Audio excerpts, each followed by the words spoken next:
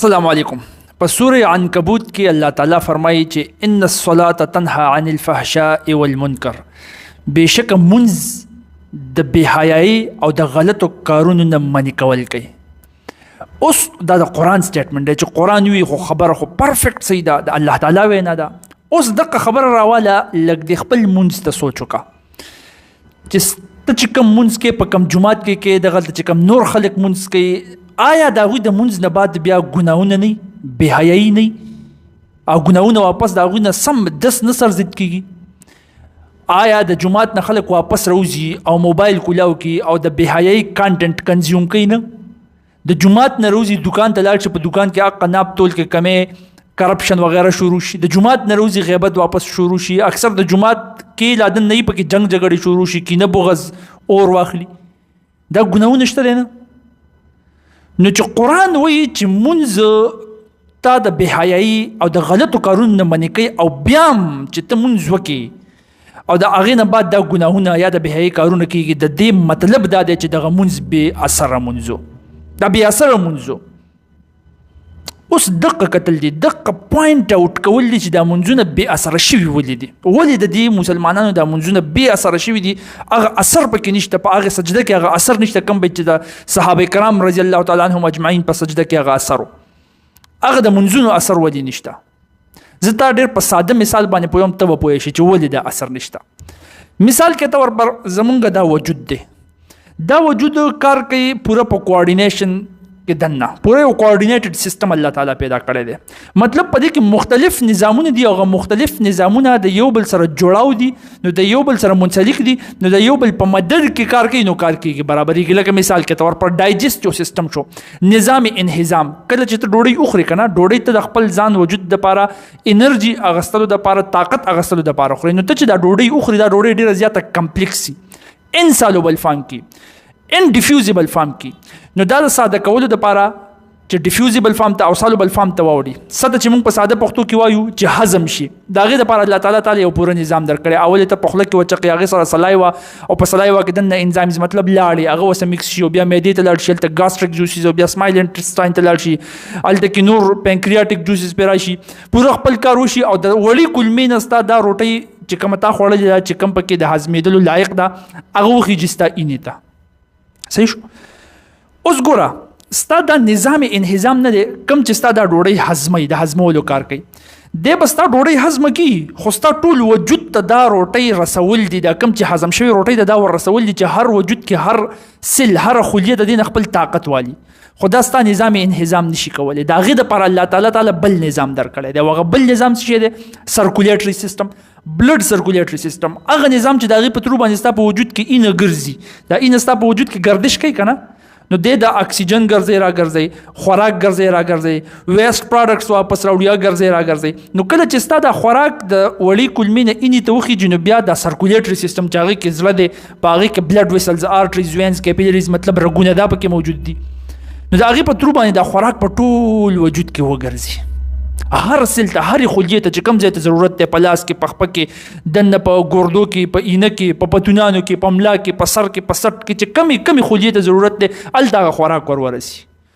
اوس ګوره، د هضمولو والا ګرځول نشو کولی او د ګرځولو والا هضمول نشو کولی، دواړه په شریکه باندې کار وکړو، نو خوراک هضم هم شو، هر سل ته ور رسېدو.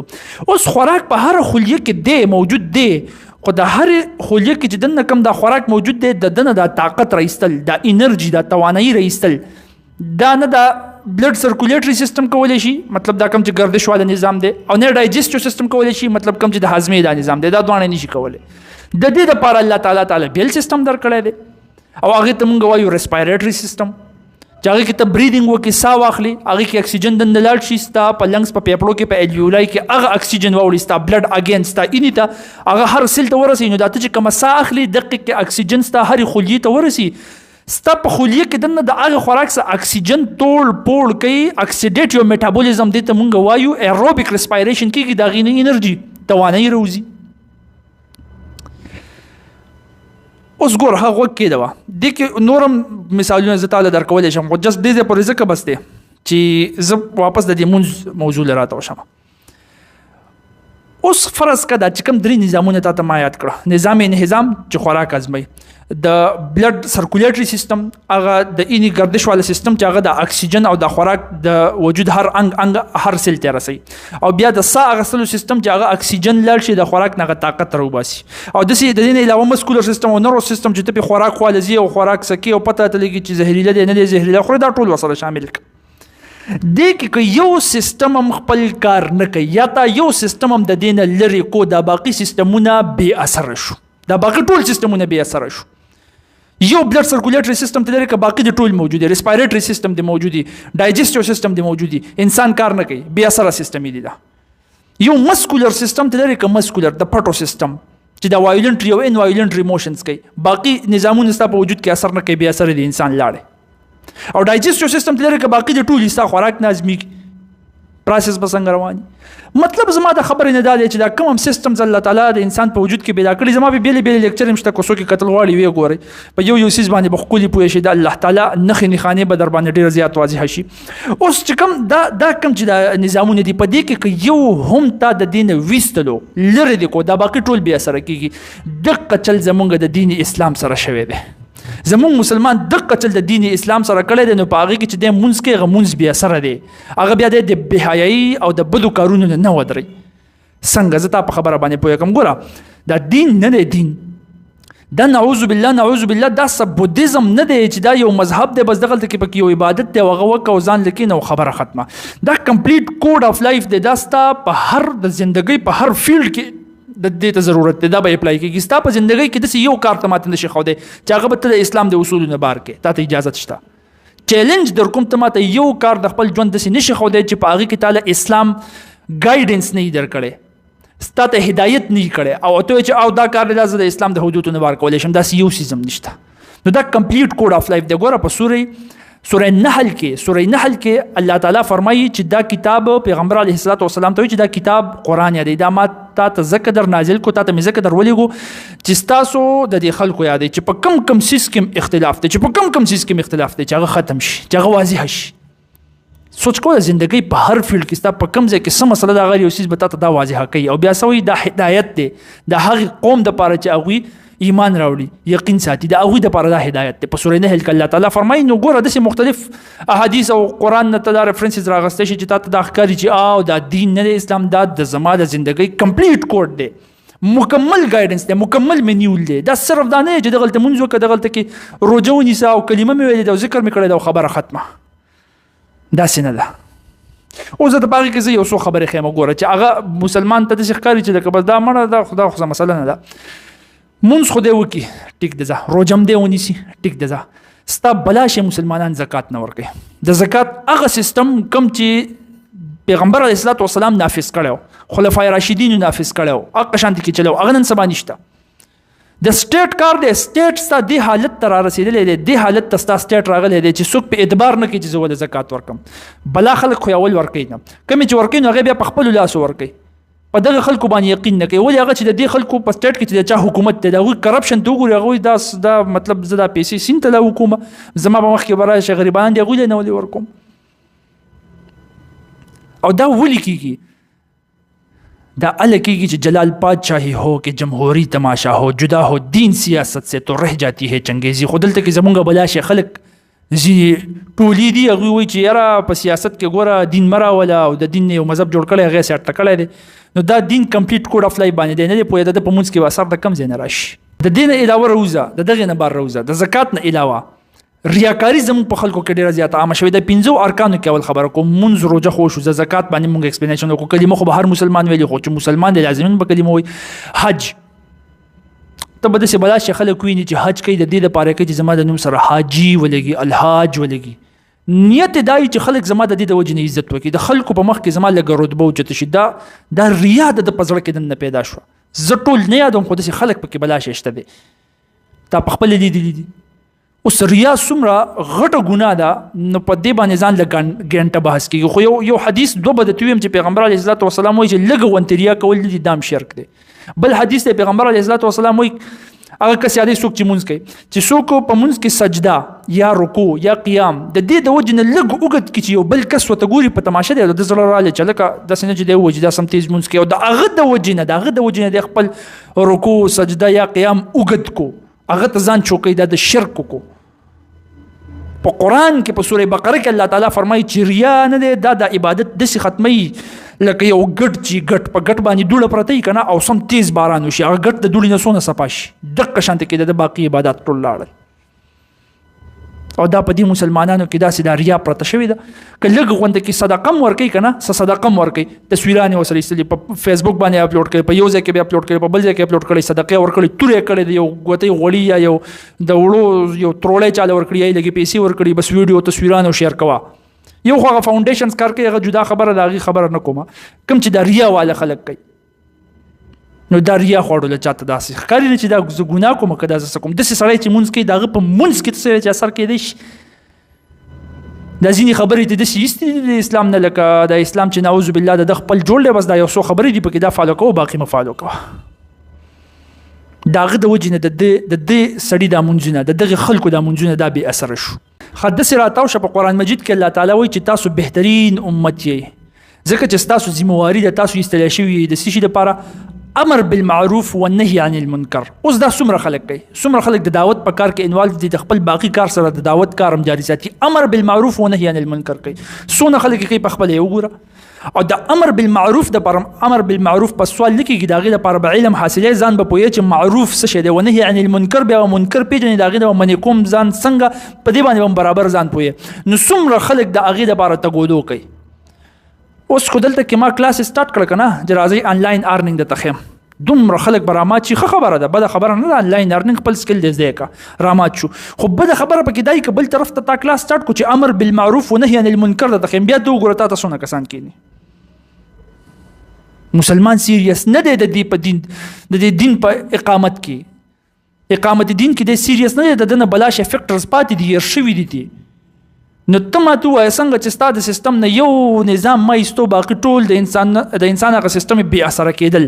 نو داسې دین کمپلیټ کوډ اف لایف دی. دغه څیزونه خو پکې د مسلمانانو داسې ایستې دي لکه چې پکې اړوله شامل دي. نو د هغې د وجې نه په د باقي کې اثر پاتې کېږي، په هغې کې به په مونځ کې اثر پاتې شي، یا به د بېحیایۍ او د ګناه نه سړی ودرئ. ته په خپله سوچ وکړه. د هغې نه علاوه ته راتاو شه خپل، دا زه سرسري بحث کوم چې په هر یو پوینټ لږ تا پوهه کړم، ډېر ډیټیل کې نه ځو، صحیح ده. خپل پولیټیکل سیستم، اکنامک سیستم ته راتاو شه. ستا په دنیا کې اکنامک سیستم دوه اکنامک سیستم دې ټایم کې ښه مضبوط چلیږي، بلکې زه به یو یاد کړم چې دا خو بیخي مضبوط چلیږي نن سبا، هغه کیپیټالیزم دی. په مقابله کې څه ناسه کمیونسټیک سوچونه چلیږي، خپله خواري روانه کړې ده. نو څوک کیپیټالیزم چلیږي، د کیپیټالیزم له شکست ورکول لپاره نور خلک چې کوم بل طرف ته دي چې ځان ته هوښیاران وي، علمي خلک، یا کمیونیزم، مارکسیزم، سوشلیزم کې دننه ورغلي دي. د اسلام دین کم سیستم نافذ کول غواړي، هغه څه غواړي، هغه بلا شي خلکو نه خطا دی. هغه پکې لا خلک وایي د دین د سیاست سوی سومه دی، وایي د اسلام د سیاست سره سومه ده، داسې خلک پکې راوتي دي. او هغه هم د ځینې خلکو د لاسه چې هغوی دا سیاست دومره ګنده کړی دی چې هغه نورو ته اوس دا پته هم نشته چې هلکه دا سیاست نبوي سنت دی، دا پیغمبرانو کړی دی، پیغمبر علیه الصلاة والسلام کړی دی، صحابه کرامو کړی دی. خو نو هغوی ته داسې ایستی دی، ستا بلا شی ځان په نبوي سیاست باندې، د دین په دایره کې دننه په سیاست باندې ځان نه دی پوهه کړی. نو چې ته داسې فیکټرز مین فیکټرز وباسي، نو هغه باقي کې اثر بیا پاتې کېږي، په مونځ کې به اثر پاتې شي. ته په خپله سوچ وکړه، د سود خلاف څومره خلک دلته کې جنګ کوي، څومره خلک په دې پوهېږي چې دا سود څنګه زمونږ سیستم خرابوي، د دې سیستم الټرنیټیو به څنګه راوباسو. اکانومیک سیستم ټول غرق پرک دی. دا هغه مین فیکټرز دي، ته په خپله سوچ وکړه اوس چې داسې بلا شی څیزونه ته د اسلام هغه چې کوم احکام دي په هغې ځان نه دی پوهه کړی، هغه یې یو سیټ ته کړي دي، ایستي دي چې باقي کې اثر پاتې کېږي. ته چې مونځ وکړې هغه مونځ کې به اثر وي، چې د جومات نه راوځي ټوپۍ یې ښه مزېداره په سر کړي، ښه ښکلې غټه ږیره یې، ښه ښکلې تسبیح مو سره په لاس کې، بډې مو والي، سپینې جامې یې ماچولي، او ډیل د سمګلینګ کوي، هغه مونځ کې به اثر وي چې د باقي احکام د اسلام سیټ ته کړي دي، او مونځ یې وکړو، او بیا وایي چې د قرآن حکم دی چې مونځ به زما د بېحیایۍ او د برایۍ نه، د غلطو نه بچ کوي. نو بچ به کي چې بچ نه کو، د دې مطلب دا چې په دې کې اثر نشته. او اثر ولې نشته؟ دقه کمپلیټ ډیټیل ته ما ووي چې یو سیستم مونږ ایسته حق مثال سره اوس د ځان سره کمپیر کوه، سیستم د یو میستو باقي ټول بې اثره کېږي، بې اثره شو. داسې اخلاقي برایان یې وګوره، اجتماعي نه اوس راوځي، اخلاقي وګوره. غیبت څومره سوا دی، غیبت ته څوک اړوله ګناه نه وایي، د مړ رور غوښې خوړل دي، د مړ رور غوښې خوړل. خلک یې داسې کوي، پروا یې نشته. تا ته پته شته حدیث دی پیغمبر علیه الصلاة والسلام وایي چې ته غیبت نه کوې، تا ته مخامخ کوم کس ناستي غیبت کوي هغه چپ کا ورته یې مه وایه، دا خبرې مه کوه. دا په دې باندې به چېرته بېل کلاس وایو، زه به تا د غیبت په سایکالوجي پوه کړم چې دا امت انسان خو په خپله غرقوي، یو ټیم، یو امت، یو ګروپ هم غرق کولی شي. دا منې دی دلته کې داسې عام کېږي.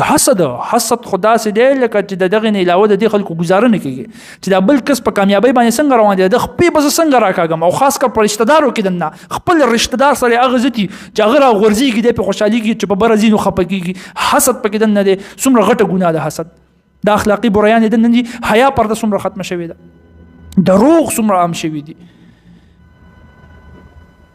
اوس ته ماته ووایه چې داسې قسمه خرابیانې خلک هغې ته اړوله، د ګناه په نظر باندې ګوري نه، غټه ګناه ورته ښکاري نه، او بس صرف مونځ له زور ورکړی چې زه مونځ کوم، نو په هغې مونځ کې اثر پیدا کېدی شي. او د هغې نه م علاوه په دین اسلام کې د ټولو نه غټه مسله چې زیاتره خلک هغې ته توجه نه کوي، فرقواریت. په سوره انعام کې الله تعالی فرمایي، پیغمبر علیه الصلاة والسلام ته وایي، دغه آیت مفهوم دا د پیغمبر علیه الصلاة والسلام ته الله تعالی وایي چې کم خلک دا فرقواریت دی اور له پوکې ورکوي که نه، مطلب دا فرقواریت خوري. دا زه لفظي ترجمه نه کوم، مفهوم کوم چې ته پې پوه شي. صحیح ده؟ نو هغې سره ستا کار نشته. د پیغمبر علیه الصلاة والسلام د امت نه وځي، او څومره خلک دي چې د خپلې فرقې ډیفنس کوي، خپله فرقه په بره باندې بوتلل غواړي. حق دین سره چې قرآن او حدیث دکي، او قرآن او حدیث ډیفنس وکي، او دا ووایي چې او څه زما خبر هم ټیک کېدی شي، خو څه د بل هم ټیک کېدی شي، دې سره یې کار نه وي، خپل منځ کې نښتي، فرقواریت له ښه زور ورکوي. د هغوی په منځونو کې به اثر پیدا شي. ته د دې مثال بالکل داسې شو لکه ستا دا سیستم نه، ستا دا ډایجسټیو سیستم دی، یا ستا د بلډ پیوریفاینګ سیستم دی. ګردې ستا بلډ پیوریفای کوي، صفا کوي. صحیح شو؟ د نایټروجن یا ویسټ وباسي. د سړي ګرده فیل چې یو دته زه نقلي سیستم ولګوم، هغه هغه شانته کې کار کوي. دا چې کم خلک ډایلایسس کوي، ډایلایسس مطلب دا ګردې فیل کنه نو د ماشین په ترو ولې اینه صفا کوي. دا هغه کس ته وګورئ نه خو صفا کېږي، خو تک زیل راخته بالکل داسې ته به قریب المرګ دی. ولې کوم اوریجنل پرزه چې واغه کار نه کوي، تا پکې دیسی لګولې بلل دي لګولې. د په فرقواریت کې دا شی د دین اسلام سره شوی دی. کوم چې اوریجنل اډرس په قرآن او حدیث کې هغه سره شوی دی، او ځینې خپل سوچونه تاسو راغلي هغه پکې کېدلی شوي، تعویلونه غلط الټه سي تعویلونه کړی شوي، هغه کېدلی شوي چې او یاره په دې لاره باندې وجود د اسلام دی. نو اوریجنل سیس خو د سیټ تکو، نو دین اسلام به بیا هغه شانتي ستا په منځ کې بیا هغه شانتي کې اثر ستا منځونو کې به هغه شانتي اثر راشي. زما خوږ وروره دا هغه بیسیک وجوهات دي چې د هغې د وجې نه ډېر د افسوس سره زمونږ نن سباني مسلمانانو په منځونو کې اثرات نشته دی. دا د بېحیایي او د غلطو نه بچ کېږي. نو دې منځونو کې به اثر اله پیدا کېږي چې مونږ دین اسلام ښه پوره ښه برابر د هر طرف نه وګورو، په دې لینز سره وګورو چې موږ ته دا پته ولګي چې دا کمپلیټ کوډ اف لایف دی، مکمل ضابطه حیات دی، زما د ژوند ټوټل ګایډنس دی. هر یو څیز به زه د اسلام د لینز په ترو باندې ګورم، او هغې دپاره قرآن او حدیث کتل شروع کړم. لومبی سټپ ته قرآن کتل شروع کړه. قرآن خو نن سبا په هر جومات کې یو عالم ناست دی، لاړ شه کېنه ورته او ورته ووایه چې د فرقواریت نه پاک چې څنګه ترجمه ده ماته ترجمه کول شروع کړه، زده کړه. او زمونږ علما یې ماشاءالله چا نه فیس نه اخلي، فري درته کوي. ته خو زده خو که که نه، ته خو لاړ شه شروع خو واچوه، ته شروع صرف واچوه، تا ته به لارې الله تعالی صفا کوي. الله تعالی په قرآن مجید کې په خپله فرمایي والذین جاهدوا فینا لنهدینهم سبلنا.